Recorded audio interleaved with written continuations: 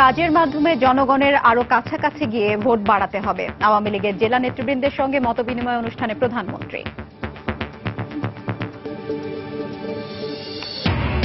আগামী নির্বাচনের জন্য দলকে প্রস্তুত করাই হবে আওয়ামী লীগের নতুন কমিটির লক্ষ্য। সংবাদ সম্মেলনে নবনির্বাচিত সাধারণ সম্পাদক শুভেচ্ছা বিনিময় করলেন মন্ত্রিসভায়। খেতাবপ্রাপ্ত ও যুদ্ধাহত মুক্তিযোদ্ধাদের ভাতা বাড়ল দ্বিগুণেরও বেশি। গত জানুয়ারি থেকেই কার্যকর, উচ্ছ্বসিত জাতির শ্রেষ্ঠ সন্তানরা। চাঁপাইনবাবগঞ্জের একটি বাড়িতে গোয়েন্দা পুলিশের অভিযান, 22টি পিস্তল সহ বিপুল পরিমাণ গুলি উদ্ধার, আটক 2। এবং 3 দফার সময় বাড়িয়েও নিজস্ব ক্যাম্পাসে যেতে পারেনি 40টি বেসরকারি বিশ্ববিদ্যালয়। ডিসেম্বরের মধ্যে না গেলে কঠোর ব্যবস্থার হুঁশিয়ারি।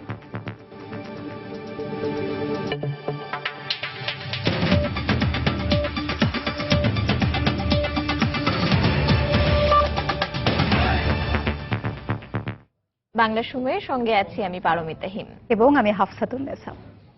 প্রধানমন্ত্রী শেখ হাসিনা বলেছেন, কাজের মাধ্যমে জনগণের কাছাকাছি গিয়ে ভোট বাড়াতে হবে। আওয়ামী লীগ ক্ষমতায় আসলে যে দেশের উন্নয়ন হয় সেটা তাদের বোঝাতে হবে।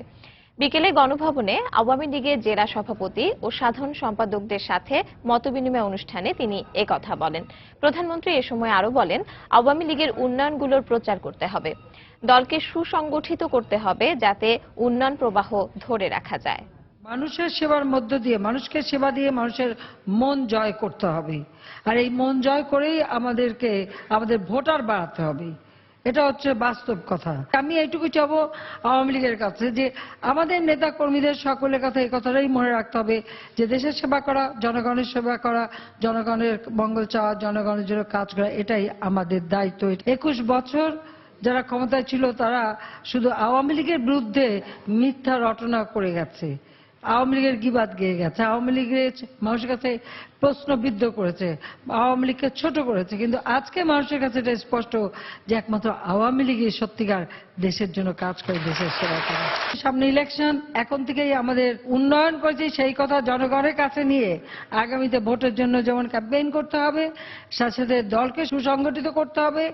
আবার সেই ভোট কেন্দ্রভিত্তিক কমিটি করে ওই এলাকা অঞ্চলের ভোটারদের সাথে একটা গণসংযোগ করতে হবে এবং প্রস্তুতি নিতে হবে যেন আবারও আমরা নির্বাচনে জয়ী হয়ে আমাদের উন্নয়নের কাজের ধারাগুলি অব্যাহত রাখতে পারি। জঙ্গিবাদ মোকাবিলা ও আগামী নির্বাচনের জন্য দলকে প্রস্তুত করাই আওয়ামী লীগের নতুন কমিটির লক্ষ্য, জানিয়েছেন নবনির্বাচিত সাধারণ সম্পাদক ওবায়দুল কাদের। দুপুরে রাজধানীর ধানমন্ডিতে সংবাদ সম্মেলনে তিনি এই কথা বলেন। এ সময় সাধারণ সম্পাদক হিসেবে নির্বাচিত করায় দলীয় নেতাকর্মীদের প্রতি কৃতজ্ঞতা প্রকাশ করেন তিনি। আমি আমার পরিশ্রমের পুরস্কার পেয়েছি, আমি আমার রাজনৈতিক জীবনের সর্বোচ্চ স্বীকৃতি পেয়েছি। পরবর্তী নির্বাচনের জন্য দেশরত্ন শেখ হাসিনা যে ডাক দিয়েছেন সম্মেলনে, আমরা স্ট্রং, শক্তিশালী একটা টিম ওয়ার্ক গড়ে তুলব। আমাদের তৃণমূল পর্যায় পর্যন্ত গণসংযোগ সুদৃঢ় করব, বিস্তৃত করব এবং নির্বাচনের সমুদয় প্রস্তুতি আমরা এখন থেকে সূচনা করব। একটা নির্বাচনে অংশ না নিয়ে বিএনপি আজকে খেসারত দিচ্ছে, পার্লামেন্টেও অপোজিশন বলতে পারছে না, বাইরেও বিরোধী দলের স্ট্যাটাসটা রক্ষা করতে পারছে না। আবার যদি তারা ভুল করে চিরদিন তাদের ওই ভুলের চোরাবালিতে আটকে থাকতে হবে। মন্ত্রিসভার নিয়মিত সাপ্তাহিক বৈঠকে আজ ছিল আওয়ামী লীগের জাতীয় কাউন্সিলের আমেজ। নবনির্বাচিত সাধারণ সম্পাদক ওবায়দুল কাদেরকে অভিনন্দন জানান মন্ত্রিসভার সদস্যরা। নতুন কমিটি দল গোছানোর পাশাপাশি দেশের উন্নয়নের ধারা অব্যাহত রাখবে বলে আশা প্রকাশ করেন তারা। আওয়ামী লীগের দুদিনব্যাপী জাতীয় সম্মেলন শেষে সোমবার মন্ত্রিসভার প্রথম বৈঠকে ঘিরেছিল কাউন্সিলের আমেজ। সড়ক পরিবহন ও সেতুমন্ত্রী ওবায়দুল কাদের আওয়ামী লীগের নতুন সাধারণ সম্পাদক নির্বাচিত হওয়ায় বৈঠকের মধ্যমণি হয়ে ওঠেন তিনি। মন্ত্রিপরিষদ সদস্যরা তাকে শুভেচ্ছা জানান, কুশল বিনিময় করেন। এ সময় ওবায়দুল কাদের কোলাকুলি করেন সদ্য বিদায়ী সাধারণ সম্পাদক সৈয়দ আশরাফের সঙ্গে। তাকে বুকে টেনে নেন প্রবীণ নেতা আমির হোসেন আমু। আওয়ামী লীগের সভাপতি মণ্ডলীতে নতুন যোগ দেওয়া নুরুল ইসলাম নাহিদের সঙ্গেও কুশল বিনিময় করেন। বৈঠক শেষে নতুন কমিটি সম্পর্কে সাংবাদিকদের প্রতিক্রিয়া জানান আওয়ামী লীগ নেতারা। আওয়ামী লীগ এখন নির্বাচনের মাঠের জন্য প্রস্তুত হচ্ছে। আগামী নির্বাচনকে জন্য প্রস্তুতি করার জন্যই এই আজকের সাধারণ সম্পাদকের একটা বড় চ্যালেঞ্জ হবে। অগণতান্ত্রিক শক্তির বিরুদ্ধে অপশক্তির বিরুদ্ধে দলকে সংগঠিত করে আগামী নির্বাচনের জন্য প্রস্তুতি গ্রহণ করা, এটা হচ্ছে তার কাছে বড় চ্যালেঞ্জ। এবং আমি বিশ্বাস করি বর্তমানে যিনি সেক্রেটারি যাকে নির্বাচিত করা হয়েছে তিনি এই চ্যালেঞ্জ মোকাবিলা করতে সক্ষম হবেন। দল গোছানোর পাশাপাশি নতুন কমিটি দেশের উন্নয়নের ধারা অব্যাহত রাখবে এমনই প্রত্যাশা তাদের। দেশকে মুক্তিযুদ্ধের চেতনার ভিত্তিতে আমাদের 2021 সালের মধ্যেই এই লক্ষ্যে পৌঁছানো, এবং সেই ধারায় আমরা ইতিমধ্যেই অনেক দূরে গিয়েছি, এবং সেই ধারাবাহিকতা রক্ষা করা সব থেকে গুরুত্বপূর্ণ। যার জন্য নির্বাচন শুধু আওয়ামী লীগ ক্ষমতায় যাওয়ার জন্য না, এই ধারাবাহিকতাকে অব্যাহত রেখে ওই লক্ষ্য অর্জন করবার জন্য। সন্ত্রাস ও জঙ্গিবাদ সহ দেশের সব অপশক্তির বিরুদ্ধে চ্যালেঞ্জ মোকাবিলায় আওয়ামী লীগের নতুন কমিটি সাহসী ভূমিকা পালন করবে বলে মনে করেন মন্ত্রিসভার সদস্যরা। প্রসূন আশিস, সময় সংবাদ, ঢাকা। খেতাবপ্রাপ্ত ও যুদ্ধাহত মুক্তিযোদ্ধা এবং শহীদ পরিবারের মাসিক সম্মানী ভাতা বাড়িয়েছে সরকার। সকালে সচিবালয় মন্ত্রিসভার নিয়মিত বৈঠকে খেতাবপ্রাপ্ত বীর মুক্তিযোদ্ধাদের সম্মানী ভাতা বিতরণ নীতিমালা 2016 এর খসড়া এবং খেতাবপ্রাপ্ত মুক্তিযোদ্ধা এবং শহীদ পরিবারবর্গের মাসিক সম্মানী ভাতা বাড়ানোর প্রস্তাব অনুমোদন দেওয়া হয়। এদিকে সরকারের এই সিদ্ধান্তে খুশি জাতির সূর্য সন্তানরা। লাল সবুজের বাংলাদেশ গড়ার কারিগরদের ঋণ জাতি হয়তো কোনো কিছু দিয়েই শোধ করতে পারবে না, কিন্তু সময়ের সেই শ্রেষ্ঠ সন্তান ও তাদের পরিবারবর্গকে সম্মান জানাতে চালু হয়েছিল সম্মানী ভাতার প্রথা। সোমবার মন্ত্রিসভার বৈঠকে বিদ্যমান সেই ভাতা আরও বাড়ানোর প্রস্তাব অনুমোদন দেওয়া হয়েছে। প্রস্তাব অনুযায়ী 7 জন বীরশ্রেষ্ঠের ভাতা 12,000 টাকা থেকে বাড়িয়ে 30,000 টাকা করা হয়েছে। 68 জন বীর উত্তমের ভাতা 10,000 থেকে বাড়িয়ে 25,000, বীর বিক্রমদের 8,000 থেকে বাড়িয়ে 20,000 এবং বীর প্রতীকদের মাসিক ভাতা 6,000 থেকে বাড়িয়ে 15,000 টাকা করা হয়েছে। এছাড়া এ শ্রেণীর পঙ্গু মুক্তিযোদ্ধাদের মাসিক ভাতা 30,000 থেকে বাড়িয়ে 45,000 টাকা, বি শ্রেণীর পঙ্গু মুক্তিযোদ্ধাদের ভাতা 20,000 থেকে বাড়িয়ে 35,000 টাকা, সি শ্রেণীর 16,000 থেকে বাড়িয়ে 30,000 টাকা এবং ডি শ্রেণীর মুক্তিযোদ্ধাদের মাসিক ভাতা 9,700 থেকে বাড়িয়ে 25,000 টাকা করা হয়েছে। শহীদ পরিবারের সদস্যদের মাসিক ভাতা 15,000 থেকে বাড়িয়ে 30,000 টাকা করা হয়েছে। যুদ্ধাহত মুক্তিযোদ্ধাদের মাসিক ভাতা 15,000 থেকে বেড়ে হয়েছে 25,000 টাকা, আর বীরশ্রেষ্ঠ শহীদ পরিবারের ভাতা 28,000 থেকে বাড়িয়ে 35,000 টাকা করা হয়েছে। সভা শেষে মন্ত্রিপরিষদ সচিব এসব তথ্য জানিয়েছেন। শহীদ পরিবারের ভাতা ছিল 15,000, ওটাকে ডাবল করে 30,000 করা হয়েছে। আর যুদ্ধাহত পরিবার তাদের 15,000 ছিল 25,000 করা হয়েছে। বীরশ্রেষ্ঠ 7 জন আপনারা জানেন, বীর উত্তম 68, বীর বিক্রম 175 আর বীর প্রতীক 426। এ শ্রেণীর আছে 20 জন, বি শ্রেণী 146 জন, আর সি শ্রেণী 2,329 জন, আর ডি শ্রেণী 2,532 জন, আর শহীদ পরিবার হলো 2,500, যুদ্ধাহত পরিবার হলো 303।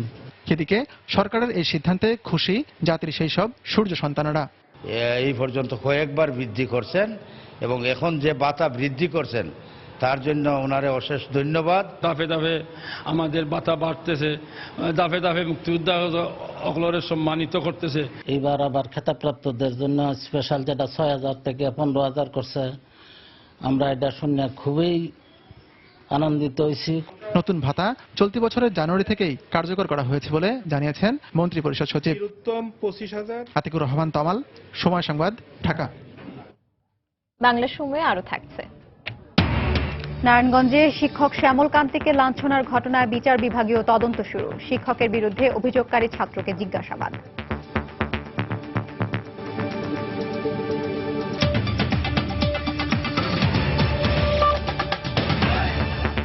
3 দফা সময় বাড়ানো হলেও নিজস্ব ক্যাম্পাসে যেতে পারেনি দেশের 40টি বেসরকারি বিশ্ববিদ্যালয়।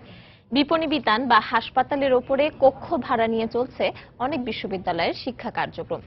এজন্য বিশ্ববিদ্যালয় কর্তৃপক্ষ দুষছেন সরকারের নানা আইনি জটিলতাকে। তবে শিক্ষা মন্ত্রণালয় বলছে ডিসেম্বরের মধ্যে নিজস্ব ক্যাম্পাসে না গেলে কঠোর হবেন তারা। রিপোর্ট করেছেন তাহিয়া রুবাইয়াত অপলা। বেসরকারি বিশ্ববিদ্যালয় আইন অনুযায়ী বিশ্ববিদ্যালয় শুরুর 7 বছরের মধ্যেই স্থায়ী ক্যাম্পাসে শিক্ষা কার্যক্রম চালাতে হবে, কিন্তু অধিকাংশ বিশ্ববিদ্যালয়ই শুরু থেকে এই আইনটি উপেক্ষা করে গেছে। এ নিয়ে তৃতীয়বারের মতো ইউজিসির বেঁধে দেয়া সময়ও শেষ হতে যাচ্ছে এ বছরের ডিসেম্বরে।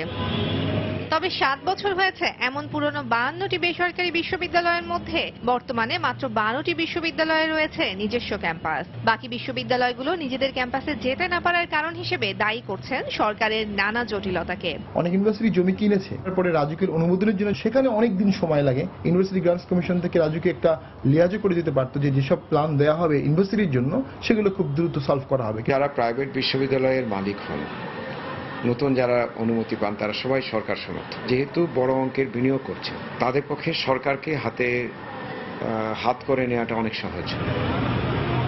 অভিযোগ রয়েছে কিছু কিছু বিশ্ববিদ্যালয় অন্য জায়গায় স্থায়ী ক্যাম্পাসের নাম দিয়ে রাজধানীতে শাখা ক্যাম্পাস হিসেবে ভাড়া বাড়িতে শিক্ষা কার্যক্রম চালাচ্ছে। স্বল্প পরিসরে শিক্ষা কার্যক্রম চালানো অনেকে মূলত চালিয়ে যাচ্ছে সার্টিফিকেট বাণিজ্য। সরকারের পক্ষ থেকে বলা হচ্ছে, নির্ধারিত সময়ের মধ্যে নিজস্ব ক্যাম্পাসে ফিরে না গেলে এবার কঠোর ব্যবস্থা নেওয়া হবে। কোনো কোনো বিশ্ববিদ্যালয় ছাত্র নাই, শিক্ষক নাই, কিন্তু তাদের সার্টিফিকেট পাওয়া যায়, এরকম অভিযোগ আছে। অনেকগুলো আছে তারা এখন কোর্টের রায় নিয়ে স্টে অর্ডার নিয়ে টিকে আছে। তা আমরা এগুলো রাখবো না। যারা ব্যবসা করতে চায়, যারা লেখাপড়া করাতে চায় না, এদের। সংশ্লিষ্টরা বলছেন, নিজস্ব ক্যাম্পাসে ফিরতে বিশ্ববিদ্যালয়গুলোকে যেমন সরকারের প্রয়োজনীয় সহযোগিতা দিতে হবে, পাশাপাশি যারা আইন মানছেন না তাদের ব্যাপারেও বারবার সময় না বাড়িয়ে সরকারকে কঠোর হতে হবে। তাহিয়া রুবাইয়া তপলা, সময় সংবাদ, ঢাকা। চট্টগ্রাম ও রাজশাহী বিশ্ববিদ্যালয়ে শুরু হয়েছে 2016-17 শিক্ষাবর্ষে ভর্তি পরীক্ষা। আজ রাজশাহী বিশ্ববিদ্যালয়ে বি ও ডি ইউনিট এবং চট্টগ্রাম বিশ্ববিদ্যালয়ে জি ও আই ইউনিটের পরীক্ষা অনুষ্ঠিত হয়। দেশের বিভিন্ন প্রান্ত থেকে আসা ভর্তিচ্ছু শিক্ষার্থীরা কঠোর নিরাপত্তার মধ্য দিয়ে অংশ নেন পরীক্ষায়। ব্যুরো প্রতিবেদকদের পাঠানো তথ্য ছবি নিয়ে ডেস্ক রিপোর্ট। চট্টগ্রাম বিশ্ববিদ্যালয়ে 2016-17 শিক্ষাবর্ষের স্নাতক প্রথম বর্ষ ভর্তি পরীক্ষা অংশ নিতে সোমবার সকাল থেকেই শাটল ট্রেনে করে ক্যাম্পাসে ছুটে আসেন শিক্ষার্থীরা। বেলা 11টা থেকে 12টা পর্যন্ত জি ইউনিটের পরীক্ষা অনুষ্ঠিত হয়। এই ইউনিটে 140টি সিটের বিপরীতে অংশ নেন 26,073 জন শিক্ষার্থী। বিকেল 3টায় অনুষ্ঠিত হয় আই ইউনিটের পরীক্ষা। প্রশ্ন খুব একটা কঠিন হয় নাই, চেষ্টা করছি ভালো দেওয়ার এবং আলহামদুলিল্লাহ ভালো হয়েছে। মোটামুটি ইংরেজি অনেক সহজ হয়েছে, কেমিস্ট্রিটা একটু আমার কাছে কঠিন লাগছে, পেছনে অনেক সহজ হয়েছে। এদিকে রাজশাহী বিশ্ববিদ্যালয়ে 2016-17 শিক্ষাবর্ষের স্নাতক প্রথম বর্ষের ভর্তির জন্য সোমবার সকাল থেকে বিকেল পর্যন্ত 4 ধাপে বি ও ডি ইউনিটের পরীক্ষা অনুষ্ঠিত হয়। এবছর এই বিশ্ববিদ্যালয়ে 4,713টি আসনের বিপরীতে মোট 1,78,949 জন পরীক্ষার্থী ভর্তি যুদ্ধে অংশ নেবে। ইংরেজিটা অনেক কমন, বাংলাটা অনেক কমন। আমি সাধারণ জ্ঞানের মানে অনেক ইংরেজির মানে বুঝতে পারিনি ইংলিশে, যার কারণে ওটা একটু খারাপ হয়েছে। যেগুলো পড়ছিলাম ওই অনুযায়ী আসছে আর কি। ইনশাআল্লাহ দেখি কি করা যায়, রেজাল্ট দিলে পাওয়া যাবে। দেখা যাক কপালে কি আছে, আশা তো করছি। বিশাল প্রতিযোগিতা, এই প্রতিযোগিতায় যাদের বেসিক নলেজ আছে তারাই আমার মনে হয় পরীক্ষায় উত্তীর্ণ হবে, ভালো করবে। এদিকে পরীক্ষায় কেউ যাতে অসৎ উপায় অবলম্বন করতে না পারে সেজন্য বিভিন্ন পদক্ষেপ নেওয়া হয়েছে বলে জানিয়েছে বিশ্ববিদ্যালয় কর্তৃপক্ষ। রাজশাহী বিশ্ববিদ্যালয় ক্যাম্পাসকে ঘিরে যে ধরনের নিরাপত্তা চাদর নিরাপত্তারক্ষী বাহিনী সর্বতোভাবে গ্রহণ করেছে, তাতে আমরা নিশ্চিত যে শান্তিপূর্ণভাবে এবং সুষ্ঠুভাবে ভর্তি পরীক্ষা আমরা সম্পন্ন করতে পারবো। রাজশাহী বিশ্ববিদ্যালয়ে আগামী 27 অক্টোবর পর্যন্ত 2016-17 শিক্ষাবর্ষে স্নাতক প্রথম বর্ষের ভর্তি পরীক্ষা অনুষ্ঠিত হবে। ইসমাত জাহান, সময় সংবাদ। চাঁপাইনবাবগঞ্জে পৌর এলাকায় অভিযান চালিয়ে 22টি পিস্তল সহ বিপুল পরিমাণ গুলি উদ্ধার করেছে গোয়েন্দা পুলিশ।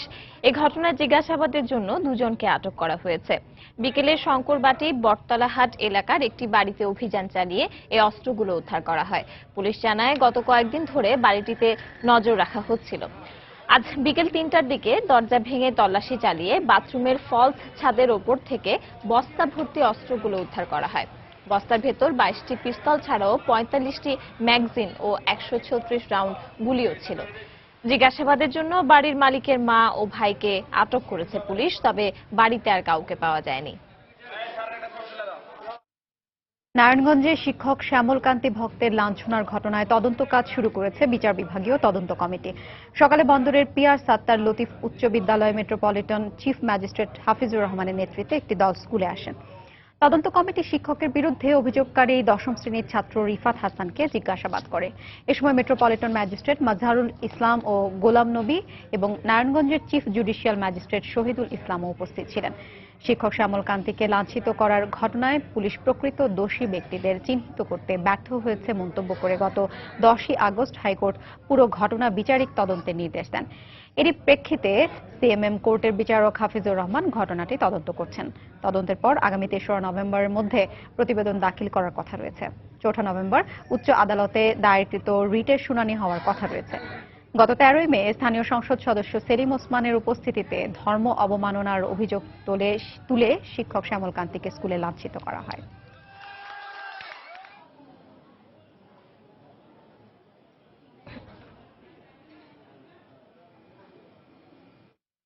বাংলা সময়ে আরো থাকছে। যেখানে সেখানে গাড়ি পার্কিং এর কারণে চট্টগ্রামে বাড়ছে যানজট। চালকদের আইন না মানাই কারণ বলছে ট্রাফিক বিভাগ। সমাধানের উদ্যোগ নেওয়ার আশ্বাস মেয়রের।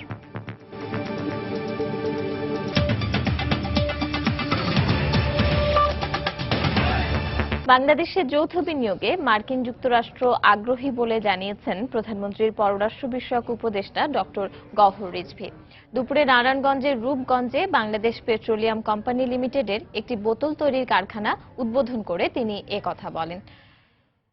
এ যৌথ শিল্প প্রতিষ্ঠানে বাংলাদেশ ও মার্কিন যুক্তরাষ্ট্রের বিনিয়োগের মধ্য দিয়ে দুদেশের ব্যবসায়িক সম্পর্ক আরও নিবিড় হবে বলেও জানান তিনি। এ সময় বাংলাদেশে নিযুক্ত মার্কিন দূতাবাসের deputy chief of mission David Milley সহ স্থানীয় জনপ্রতিনিধিরা অংশ নেন। পরে কারখানা ঘুরে দেখেন তারা।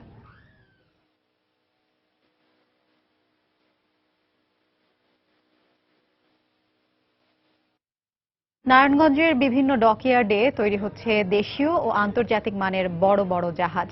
সস্তায় শ্রম পাওয়ায় স্বল্প খরচে তৈরি হচ্ছে এসব জাহাজ। সরকারি পৃষ্ঠপোষকতা পেলে এ শিল্পকে আরও এগিয়ে নেওয়া সম্ভব বলে মনে করছেন সংশ্লিষ্টরা। তবে স্থানীয় ভূমিদস্যুরা ডকইয়ার্ড বন্ধ করে দেওয়ার হুমকি দিচ্ছেন বলে অভিযোগ জাহাজ নির্মাণকারী প্রতিষ্ঠানের মালিকদের। অবশ্য বিআইডব্লিউটিএ কর্তৃপক্ষ সম্ভাবনাময় এই শিল্পের বিকাশে সহযোগিতার আশ্বাস দিয়েছে। নারায়ণগঞ্জ থেকে শওকত আলী সৈকতের তথ্য ও আব্দুল্লাহ আল মামুনের ছবি নিয়ে ডেস্ক রিপোর্ট। নারায়ণগঞ্জের শীতলক্ষা ও মেঘনার পাড়ে গড়ে ওঠা সরকারি বেসরকারি শতাধিক ডকইয়ার্ডে তৈরি হচ্ছে কন্টেইনার, অয়েল ট্যাঙ্কার ও বলগেট সহ নদী ও সমুদ্রগামী জাহাজ। স্বল্প মূল্যে শ্রম পাওয়ায় কম খরচে দেশীয় প্রযুক্তিতে এখানে তৈরি হচ্ছে আন্তর্জাতিক মানসম্পন্ন জাহাজ। আর সরকারি ঋণ সুবিধা পেলে এই শিল্পকে আরও এগিয়ে নেওয়া সম্ভব বলে জানিয়েছেন সংশ্লিষ্টরা। এতে দেশীয় নৌযানের চাহিদা পূরণের পাশাপাশি জাহাজ বিক্রি করে বৈদেশিক মুদ্রা অর্জন সম্ভব বলে মনে করছেন তারা। কিছু টেকনিক্যাল জিনিস দরকার আছে, আমাদের দেশে আমরা সাবমেরিনে তৈরি করতে পারবো। বিদেশে জাহাজটা 6 কোটি টাকার উপরে পড়ে, আর আমরা বাংলাদেশে বানাইলে 1,30,00,000। ডেনমার্কের যে জাহাজটি ডেজার 18 ইঞ্চি, এই ডেজারটি পড়ে প্রায় 100 কোটি টাকা, আর আমরা বাংলাদেশে বানাইতে আছে 4 কোটি টাকা। আমরা যদি এই ওয়ার্কফোর্সকে কাজে লাগাতে পারি তাহলে আমাদের জাহাজ নির্মাণের যে কস্টিংটা সেটা অনেকটা কমে আসবে। সেক্ষেত্রে আমরা অন্যান্য দেশের সাথে আমরা কিন্তু এক ধরনের কম্পিটিশনে যেতে পারবো। তবে অধিকাংশ ডকইয়ার্ডে অত্যন্ত ঝুঁকি নিয়ে কাজ করতে হয় শ্রমিকদের। স্ক্যানিং মেশিন দুর্ঘটনা ঘটলে তার জীবনটাই বরবাদ, আর কিছু করতে পারবো না। আরো নিরাপত্তা দরকার আছে, সেফটি বেল্ট লাগে, আমাদের কাছে কন্ট্রাক্টর দেয় না, আমরা পাবো করতে। এদিকে স্থানীয় ভূমিদস্যুরা ডকইয়ার্ড বন্ধ করার হুমকি দিচ্ছেন বলে অভিযোগ করেছেন জাহাজ নির্মাণকারী প্রতিষ্ঠানের মালিকরা। কিছু ভূমিদস্যু আছে আমাদের আশেপাশে, খুব ডিস্টার্ব করতেছে, তারা ডকইয়ার্ডটা উঠাই দিতে চাচ্ছে। অবশ্য এই সমস্যার সমাধানে সহযোগিতার আশ্বাস দিলেন বিআইডব্লিউটিএ এর এই কর্মকর্তা। এই শিল্পকে ডেভেলপ করার জন্য যা যা করা দরকার সেটা আমরা পালন করব। কোনো যদি ভূমিদস্যু অন্যায়ভাবে তাকে করে অবশ্যই আমরা সেটা দেখব। নারায়ণগঞ্জের শতাধিক ডকইয়ার্ডে কাজ করে জীবিকা নির্বাহ করছেন প্রায় 1 লাখ শ্রমিক। সময় সংবাদ, নারায়ণগঞ্জ। নারায়ণগঞ্জে বাস চাপায় এক নারী পোশাক শ্রমিক নিহতের ঘটনায় ঢাকা সিলেট মহাসড়ক অবরোধ করে বিক্ষোভ করেছেন শ্রমিকরা। এদিকে লালমনিরহাটে ট্রাক চাপায় শিশুসহ 3 পথচারীর মৃত্যু হয়েছে। পুলিশ জানায় সকালে সোনারগাঁওয়ের কাঁচপুর এলাকায় রাস্তা পার হওয়ার সময় ফিরোজা বেগম নামে এক শ্রমিককে একটি বাস চাপা দেয়। এতে ঘটনাস্থলেই তার মৃত্যু হয়। এই খবর ছড়িয়ে পড়লে সিনহা ওপেক্স গার্মেন্টসের অন্যান্য শ্রমিকরা ঢাকা সিলেট মহাসড়ক অবরোধ করে বিক্ষোভ শুরু করে। এতে ওই সড়কে প্রায় 1 ঘন্টা যান চলাচল বন্ধ থাকে। পরে পুলিশ ঘটনাস্থলে পৌঁছে বাস চালককে আটক করে শাস্তির আশ্বাস দিলে শ্রমিকরা অবরোধ তুলে নেয়।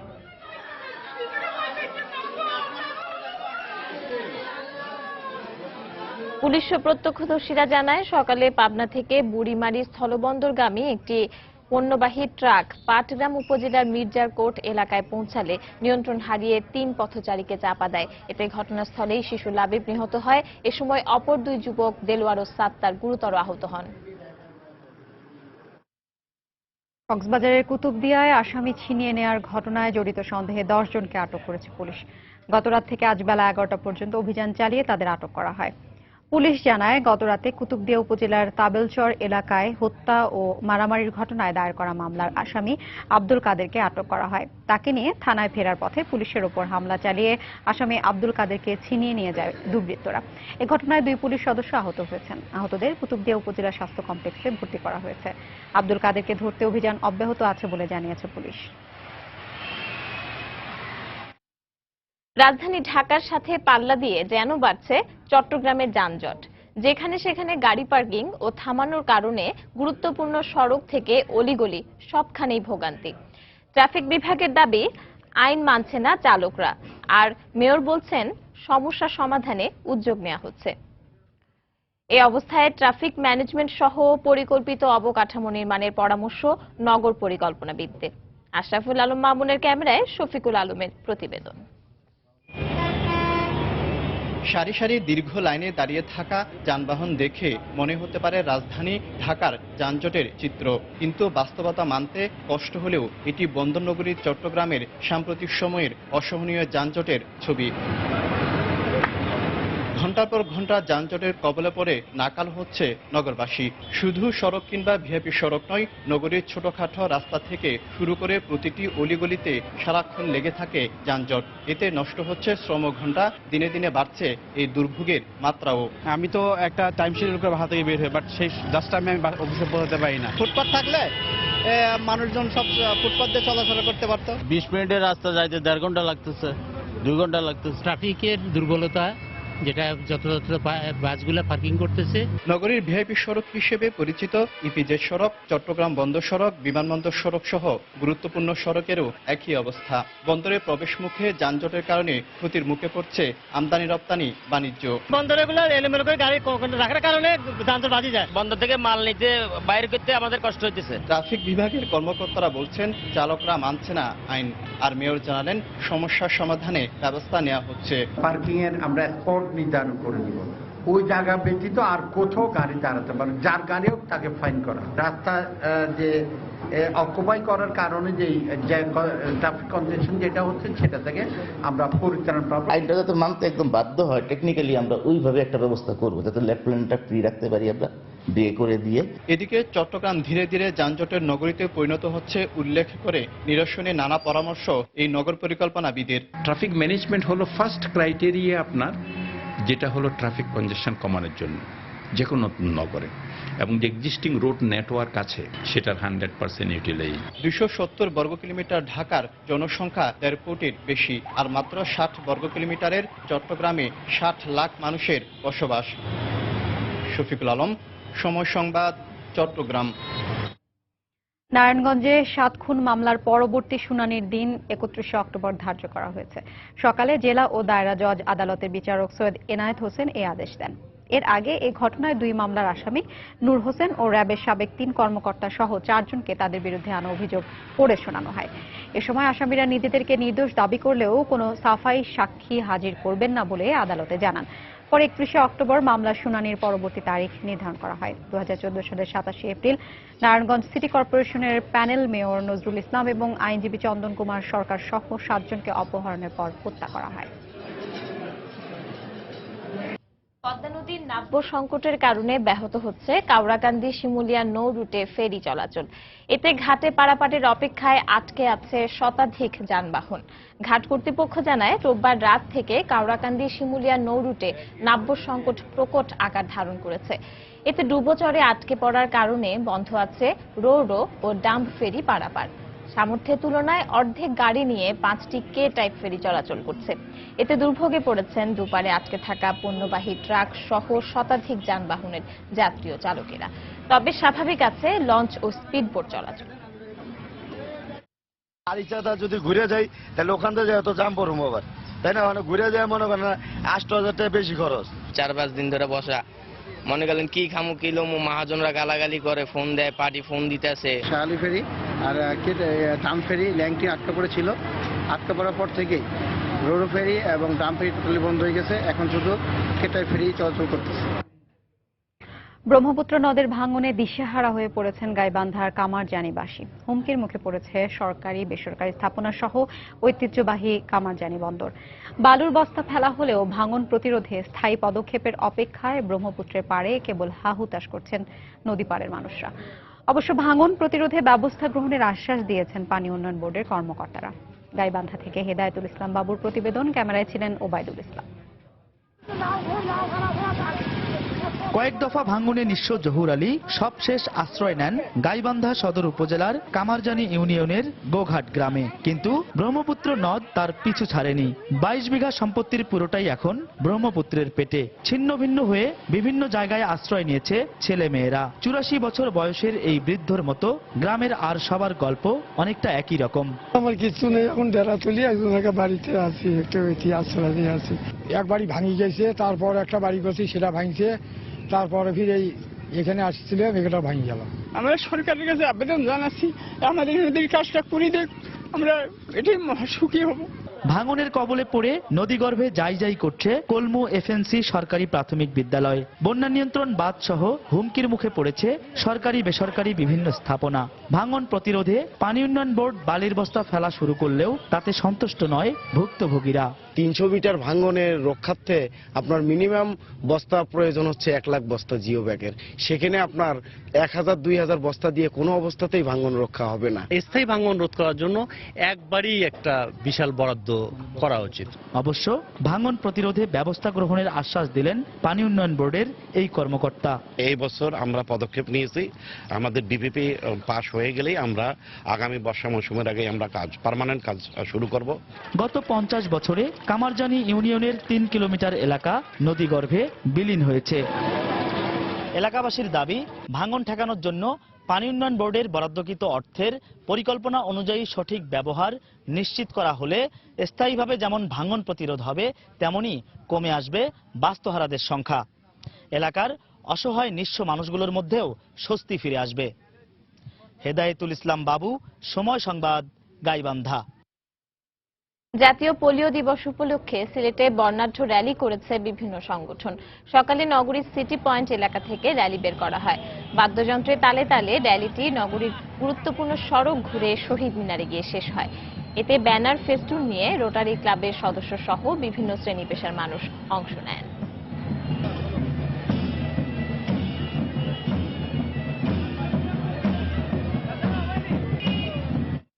বাংলা সময় শীর্ষ সংবাদগুলো জানিয়ে দিচ্ছি আরেকবার। কাজের মাধ্যমে জনগণের আরও কাছাকাছি গিয়ে ভোট বাড়াতে হবে।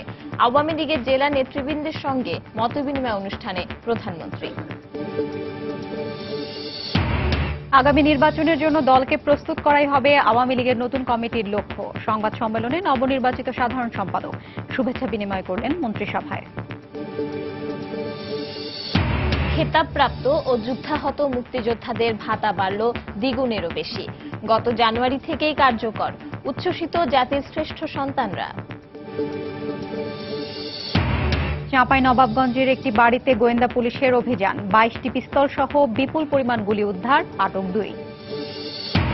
এবং 3 দফা সময় বাড়িয়েও নিজস্ব ক্যাম্পাসে যেতে পারেনি 40টি বেসরকারি বিশ্ববিদ্যালয়। ডিসেম্বরের মধ্যে না গেলে কঠোর ব্যবস্থার হুঁশিয়ারি। এই ছিল বাংলার সময়। যে কোনো খবর পেতে ভিজিট করুন সময়নিউজ.tv। এছাড়া এইমাত্র পাওয়া খবর আপনার মোবাইলে পেতে SMS করুন *BN লিখে পাঠিয়ে দিন 16242 নম্বরে। সঙ্গে থাকুন সময়ে।